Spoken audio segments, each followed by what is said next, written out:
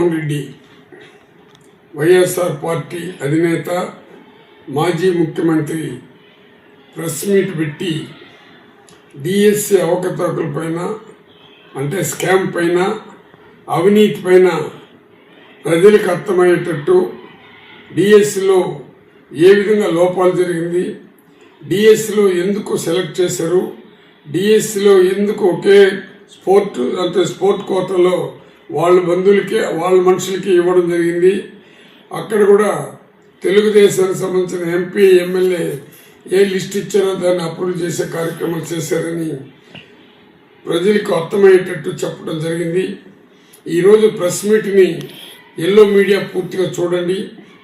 ఎందుకు ఎల్లో మీడియాని చూడమంటున్నానంటే ఎంతసేపు జగన్మోహన్ రెడ్డి పైన ఆయన ఎంత నీతిగా పనిచేసినా ఎంత నిజాయితీగా నిలబడినా ప్రజల కోసం తప్పించినా పేదవాళ్ళ తలరాత్రులు మార్చేదానికి ఎడ్యుకేషన్లో కానీ అంటే విద్యలో కానీ అదేవిధంగా హెల్త్లో కానీ ఆరోగ్యం పైన ఎంత నిర్ణయాలు తీసుకున్నాడో, నవరత్నాలు అంటే ఏ విధంగా నిర్ణయాలు తీసుకున్నారో దాన్ని కూడా ప్రజలకు ఉపయోగపడే కార్యక్రమాలు చేసినా దాన్ని కూడా తప్పుబట్టి రకరకాలుగా జగన్మోహన్ రెడ్డి పైన బురదలు చల్లినటువంటి ఎల్లో మీడియా ఈరోజు జగనన్న ఇచ్చినటువంటి ప్రెస్ మీట్ని చూసి ఖచ్చితంగా ప్రజలకు తెలియపరచండి.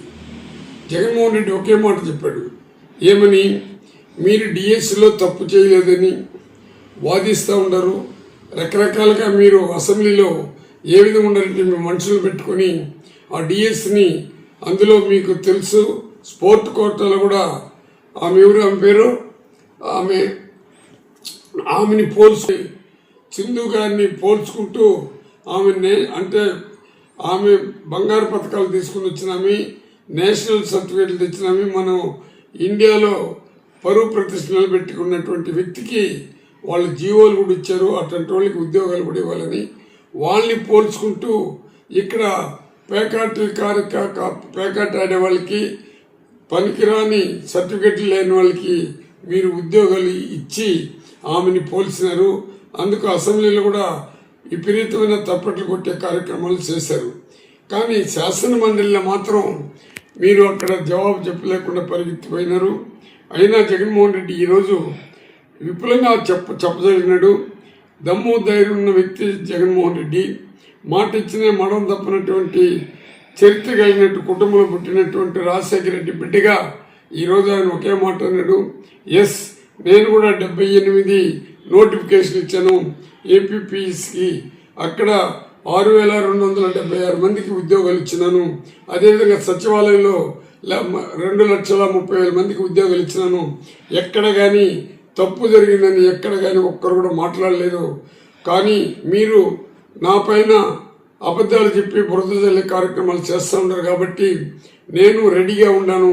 నేను సిబిఐ ఎంక్వైరీ నా ప్రభుత్వంలో జరిగిన దానిపైన సిబిఐ ఎంక్వైరీ ఏమంటున్నాను. అదేవిధంగా మీకు దమ్ము ధైర్యం ఉంటే నా సవాల్ నా యొక్క ఛాలెంజ్ని స్వీకరించి మీరు వేయగలిగే శక్తి సామర్థ్యం మీకుందా, దమ్ము ధైర్యం ఉంటే మీరు ఇమీడియట్గా లెటర్ పెట్టి ఏసీబీకి లెటర్ పెట్టండి. నా పైన సిట్ కూడా వేశారు మీరు, ఆ సిట్లో కూడా ఏమి లేకుండా నీతి నిజాయితీగా జగన్మోహన్ రెడ్డి చేసినట్టు సర్టిఫికేట్ మీకు రిపోర్ట్ కూడా సబ్మిట్ చేశారు. ఈరోజు సిబిఐ ఎంక్వైరీ నా పైన నీ పైన ఏమంటున్నాను, మీరు ముఖ్యమంత్రిగా ఉన్న మీరు, నీ కుమారుడు మన ఎడ్యుకేషన్ మినిస్టర్ ఉన్న లోకేష్ గారు, తండ్రి కొడుకులు ఇద్దరు కూడా సిబిఐ ఎంక్వైరీకి రెడీగా ఉంటే ముందు లెటర్ పెట్టండి అని చెప్పే దమ్ము ధైర్యం, ఎందుకంటే ఎలాంటి తప్పు చేయలేదు, ఎలాంటి అవినీతి చేయలేదు కాబట్టి ఆ ధైర్యంగా మాట్లాడినటువంటి జగన్మోహన్ రెడ్డిని ఒక్క తూరి ఆలోచించుకొని నిజంగా ప్రజలకు నిజాలు తెలియపరచాలంటే మీరు కూడా సిబిసిఐ ఎంక్వైరీ ఖచ్చితంగా వేయాల్సిందిగా నేను కూడా మిమ్మల్ని డిమాండ్ చేస్తున్నాను. ముఖ్యంగా మీకు అందరికి కూడా చెప్పేది ఏమంటే ఈ కూటమి ప్రభుత్వానికి సంబంధించిన వాళ్ళు ప్రతి ఒక్కరు కూడా ఆలోచించండి. ఇటువంటి తప్పుడు సమాచారాలు ఇస్తూ అందులో పవిత్రమైన దేవాలయంలో లోకేష్ గారు ఏ విధంగా మాట్లాడినారో ప్రజలు కూడా చూస్తూ ఉన్నారు. ఎల్లో మీడియాకి నా విజ్ఞప్తి ఏమంటే ఖచ్చితంగా మీరు జగన్మోహన్ రెడ్డి గారి యొక్క ప్రెస్లో ఏ విధంగా మాట్లాడినా చూడండి, నిజాన్ని గ్రహించండి, ప్రజలకు తెలియపరిచే కార్యక్రమాలు చేస్తే మీకు కూడా విలువలు ఉంటుందని చెప్పేసి ఎల్లో మీడియాకి నేను విజ్ఞప్తి చేస్తున్నాను. అదేవిధంగా చంద్రబాబుని సపోర్ట్ చేస్తున్నటువంటి పెద్ద పెద్ద నాయకులు మీకు కూడా నా విజ్ఞప్తి ఏమంటే మీరు కూడా చూడండి, తప్పు రైట్ అనేది ప్రజలు తెలియపరచాల్సిందిగా కోరుకుంటూ, ఇంత దమ్ము ధైర్యం ఎప్పుడు వస్తుందంటే మనిషికి నీతికి నిజాయితీకి నిలబడి తప్పు చేయనప్పుడు అంటే ఇటువంటి దమ్ము ధైర్యం వస్తుంది. ఆ దమ్ము ధైర్యం ఉన్న వ్యక్తే జగన్మోహన్ రెడ్డి.